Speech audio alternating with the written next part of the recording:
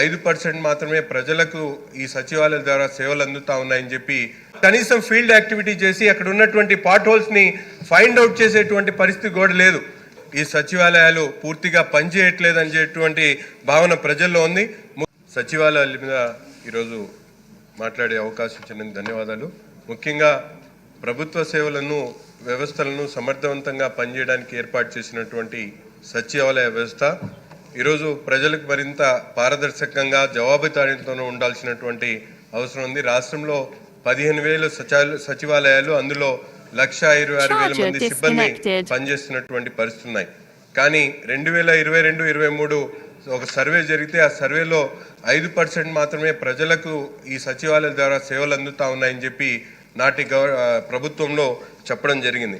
కానీ వాస్తవానికి కొన్ని సచివాలయాలు మెరుగైనటువంటి సేవలు అందిస్తూ ఉన్నాయి, కానీ కొన్ని చోట్ల కనీస సేవలు కూడా ప్రజలకు దొరుకుతున్నటువంటి పరిస్థితులు లేవు. కొన్ని చోట సిబ్బంది అవసరమైనటువంటి సిబ్బంది ఉన్నారు, కొన్ని చోట సిబ్బంది మీద పని భారం ఎక్కువై వారి పనిచేసేటువంటి విధానం కూడా సరిగ్గా లేనటువంటి పరిస్థితులు ఉన్నాయి. అంతేకాకుండా వారికి ఎక్కడ కూడా ఆడిటింగ్ జరిగేటువంటి పరిస్థితులు లేవు. వివిధ డిపార్ట్మెంట్స్ నుంచి వచ్చి వాళ్ళు ఎవరికి జవాబుదారీతనంతో ఉండాలి, ఎవరికి ఆన్సర్ చేయాలనేటువంటి ఒక సిస్టమ్ కూడా లేకపోవడంతో ఇంత పెద్ద వ్యవస్థ ఉన్నటువంటి సచివాలయ వ్యవస్థల ద్వారా ప్రజలకు మరింత మెరుగైనటువంటి సేవలు అందించేటువంటి విషయంలో ఈ సచివాలయాలు పూర్తిగా పనిచేయట్లేదు అనేటువంటి భావన ప్రజల్లో ఉంది.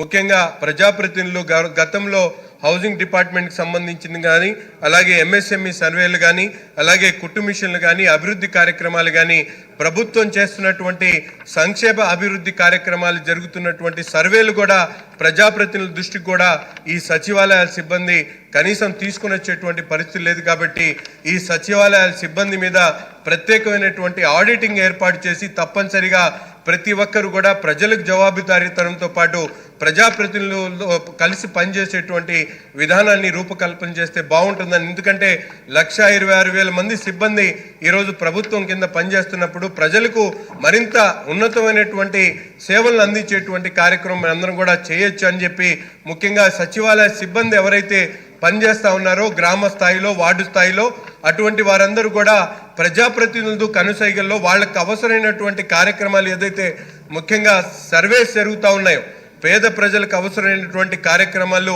ఈరోజు ప్రభుత్వం ఎంతో గొప్పగా చేపడతా ఉన్నాయి. కానీ ఆ సర్వేలు జరిగేటప్పుడు కనీసం సిబ్బంది ప్రజాప్రతినిధుల దృష్టికి తీసుకొని రాకపోవడం, జరిగినటువంటి సర్వేస్లో ఫీడ్బ్యాక్ని ఎక్కడ కూడా ఇవ్వలేకపోవడం, వాళ్ళ డిపార్ట్మెంట్ ఉమెన్ పోలీసులు ఉన్నారు, వారు ఎక్కడ సేవలు అందించేటువంటి పరిస్థితి లేదు. కొన్ని చోట్ల ఉంటా ఉన్నారు, కొన్ని చోట్ల లేరు. వీళ్ళందరినీ కూడా స్టిమ్యులైజ్ చేస్తూ తక్కువ మంది సిబ్బంది ఉన్న చోట వాళ్ళని అలోకేట్ చేయడం, ఎక్కువ మంది ఉండి ఎక్కువ పని ఉన్న చోట వాళ్ళని అవసరానికి రేషనలైజేషన్ చేసేటువంటి కార్యక్రమాన్ని వెంటనే సచివాలయాలకు సంబంధించినటువంటి అధికారులను మీరు అందరూ కూడా ఆదేశించాలని చెప్పి ఈ సభ ద్వారా కోరుతా ఉన్నాం. చక్కటి సూచన. దీని మీద ఇంత మునుపు నేను కూడా కొందరు మంత్రులకి చెప్పడం జరిగింది. డెఫినెట్గా ఇది ఇమ్మీడియట్గా అయ్యేది కాదు, కానీ ఆ దిశగా ప్రభుత్వం అడుగులు వేస్తున్నట్టుగా నాకు తెలుసు.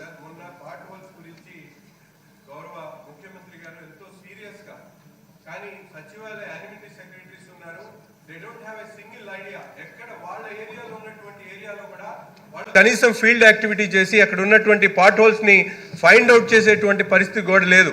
ఎమ్మెల్యేలు, కార్పొరేటర్స్లు క్షేత్రస్థాయిలో వెళ్ళి పరిశీలించి ఇక్కడ గొంతు ఉందని చెప్పేటువంటి పరిస్థితి తప్ప అంతమంది సిబ్బందిని పెట్టుకొని ఈరోజు ప్రభుత్వ యంత్రాంగం ఉండి కూడా మనం పనిచేయించుకునేటువంటి పరిస్థితి లేదు. కాబట్టి జాతీయ స్థాయిలో జరిగినటువంటి సర్వేలో వీళ్ళు చేస్తున్నటువంటి పనితీరు 5% మాత్రమే ఉందని చెప్పి నిర్ధారించబడింది. కాబట్టి దాని మీద తప్పకుండా ఒక ప్రణాళికబద్ధంగా ఆలోచన పరంగా మనందరం కూడా పనిచేయాల్సినటువంటి అవసరం ఉందని చెప్పి తెలియజేస్తాం.